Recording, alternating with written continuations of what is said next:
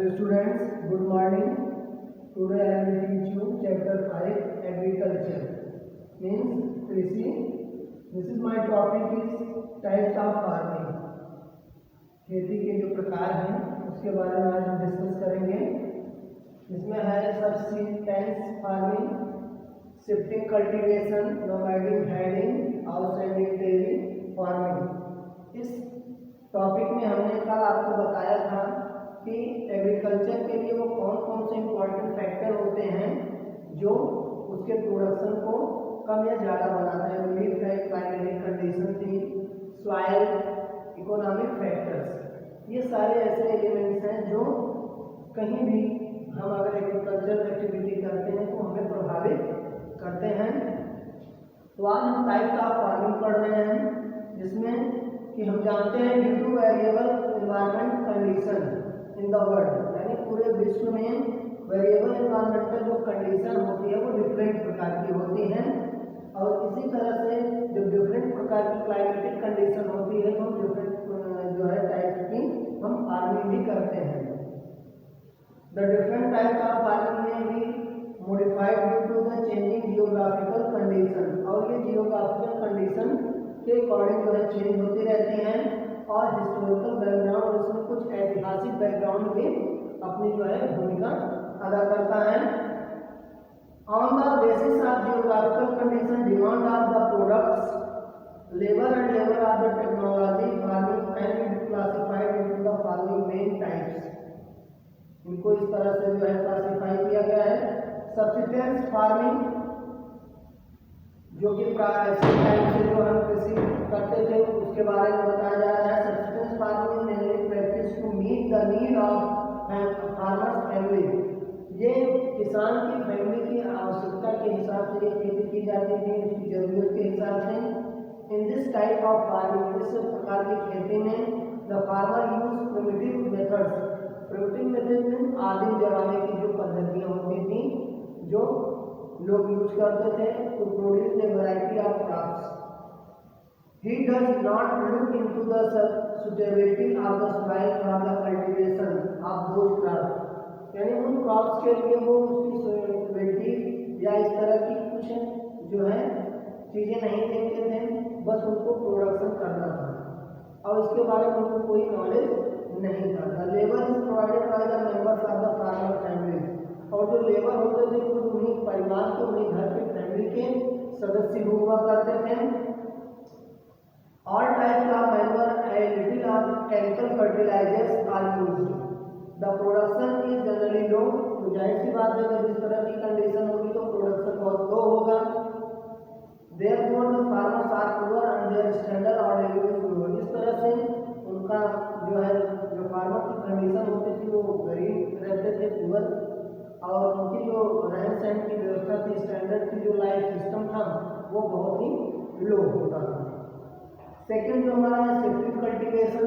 Shifting cultivation का मतलब होता है कि एक स्थान को किसी लैंड के यूज को कुछ दिनों तक यूज करने के बाद फिर उसको छोड़ दिया जाना और फिर कहीं जाके दूसरी लैंड पर हम कल्टीवेशन करते हैं.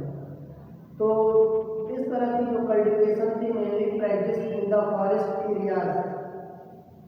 ये शिफ्टिंग कल्टीवेशन जो है फॉरेस्ट एरियाज में की जाती थी, विशेष करके Amazon basin, tropical Africa, parts of south east Asia and parts of north east India, Bharat के उत्तरी पूर्वी हिस्से में. The land is cleared by cutting and burning bushes and trees. Land को क्या किया जाता था, उसको साफ करके उसमें जो झाड़ी जो भी चीज़ें पेड़ पौधे होते थे उसको जला करके उसको साफ कर दिया जाता था. The farming method is primitive. यदि जो मेथड था ये प्रिमिटिव ही था, इसमें कोई न्यू टेक्नोलॉजी नहीं यूज की जाती थी. द फार्मिंग क्रॉप्स लाइक धान, कावा, maize and potatoes are mostly grown. इस तरह की खेती में ये सारे प्रोडक्ट जो है होते थे. अबाउट 2 और 3 ईयर्स, 2 से 3 वर्षों के बाद the soil lose its fertility. और इस तरह से जमीन अपनी उत्पादकता जो है उसकी समाप्त हो जाते थे एंड बिकम प्रोडक्टिव और वो अनुत्पादक हो जाती थी। इस तरह से then the farmer shift to the another part of the forest, और फार्मर जो है जंगल के दूसरे हिस्से में शिफ्ट कर जाते थे या वहां से रिमूव कर जाते थे। This method is also called slash and burn agriculture, और ये मेथड उनका जो था इसी के नाम से उसको स्लैश एंड बर्न एग्रीकल्चर नाम भी दिया गया। शिफ्टिंग कल्टीवेशन दो this practice is the still practice in many parts of the world. It is known by different local names in different parts of world. ये विश्व में विभिन्न प्रकार की खेतियों में इसको अलग अलग नामों से जाना जाता है, स्थानीय नामों से। इट इज कॉल्ड झूम in the north east India, Bharat के उत्तरी पूर्वी हिस्से में इसको झूम खेती कहते हैं।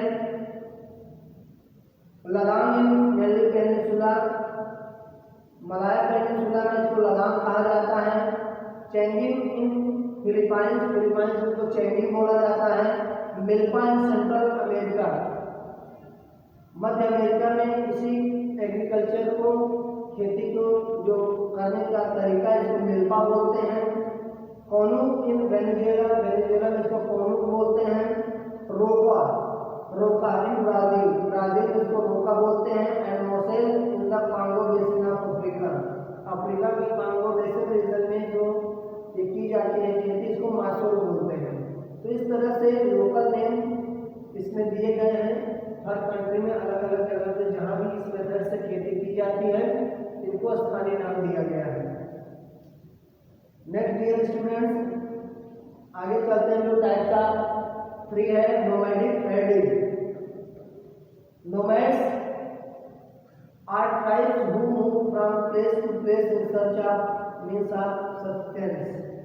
People who move in search of pasture for their domesticated animals are known as nomadic herds। यानी ऐसी ये ट्राइब्स होती थी जो अपने पशुओं के साथ, अपने जानवरों के साथ भोजन की तलाश में एक स्थान से दूसरे स्थान पर ये पैदल ही घूमा करते थे। Their seasonal movement with livestock uphill during summer and downhill during winter in search of pasture called transhumances। यानी गर्मियों में, बरसात में और ठंडे के दिनों में इनका पर्वतों के ऊपर जाना, पर्वतों के नीचे आना, उनके मध्य में रहना, अलग अलग जगह पे अपनी जो है परमानेंट जो उनका रहने का एक तरीका होता था, इन सारी चीज़ों को वो करते हुए अपना जीवन यापन करते थे। Nomadic herding is mainly practised in the arid and semi arid region. यानी जो एरिड और सेमी एरिड रीजन होते थे, क्षेत्र होते थे, जैसे सहारा इन अफ्रीका, अफ्रीका के सहारा में, सेंट्रल एशिया में और कुछ भारत के कुछ हिस्सों में ये जो है पाए जाते हैं। लाइक जैसे राजस्थान और जम्मू कश्मीर, राजस्थान और जम्मू कश्मीर में। The animals reared are sheep, goats, camel and yaks. These animals provide food such as milk and meat। और इन्हीं जानवरों के द्वारा हमें दूध और मांस की प्राप्ति होती है। They also provide wool and hides which are used to make clothes and shelter। यानी इससे हमें जो है उनकी प्राप्ति होती है और हम अपने शरीर को ढकने के लिए इनसे जो है कपड़े और आश्रय इनसे हमें प्राप्त होता है। The nomadic herds do not have permanent dwelling।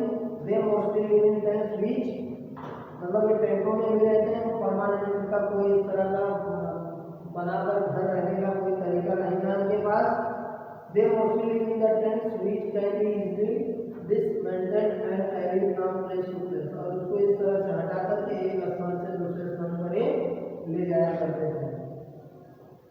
Sedentary farming in the early times, प्रारंभिक समय में people used to move from one place to another at wood gatherer, hunter, herder और shifting cultivator.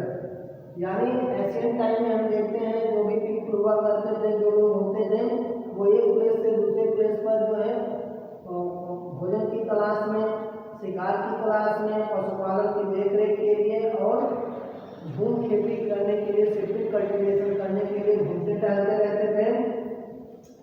When the farmer learned to maintain soil fertility, he settled down at one place। जब उनको भूमि की उत्पादकता को maintain करने का तरीका मालूम हो गया तो वो एक जगह घर बनाकर सेटल हो गए। He adopted technique like crop rotation to conserve soil fertilization, यानी कोई टेक्निक मालूम हो गई कि क्रॉप को किस तरह से रोटेट करके हम जमीन की उत्पादकता को संरक्षित कर सकते हैं। ही also developed simple tools from cultivation and started rearing cattle. In his free time, he developed some cottage industries based on the local raw materials. और ये अपने खाली समय में कुछ रॉ मटेरियल्स जो है कुछ इंडस्ट्रीज के लिए जो है ये उपलब्ध कराने लगे।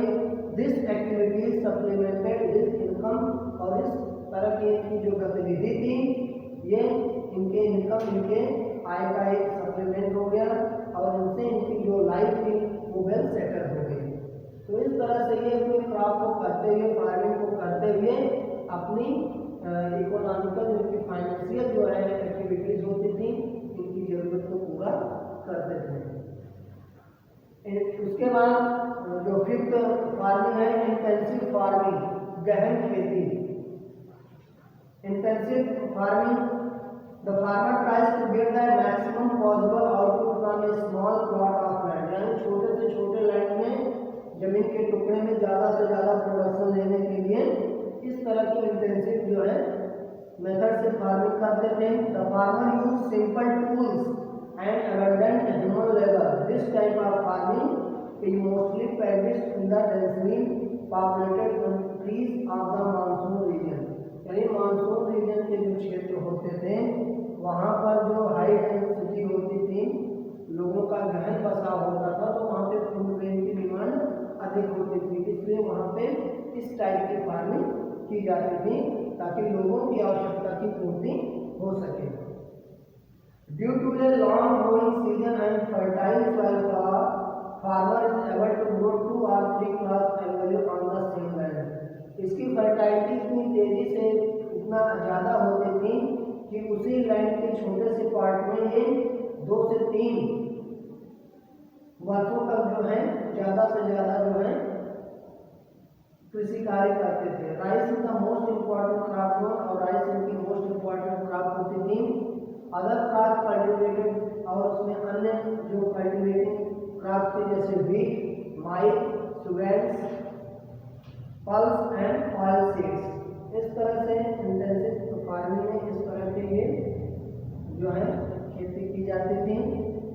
नेक्स्ट फार्मिंग जैसे कमर्शियल फार्मिंग है, इंटेंसिव है, मिक्स्ड फार्मिंग है, प्लांटेशन एग्रीकल्चर और डेयरी फार्मिंग।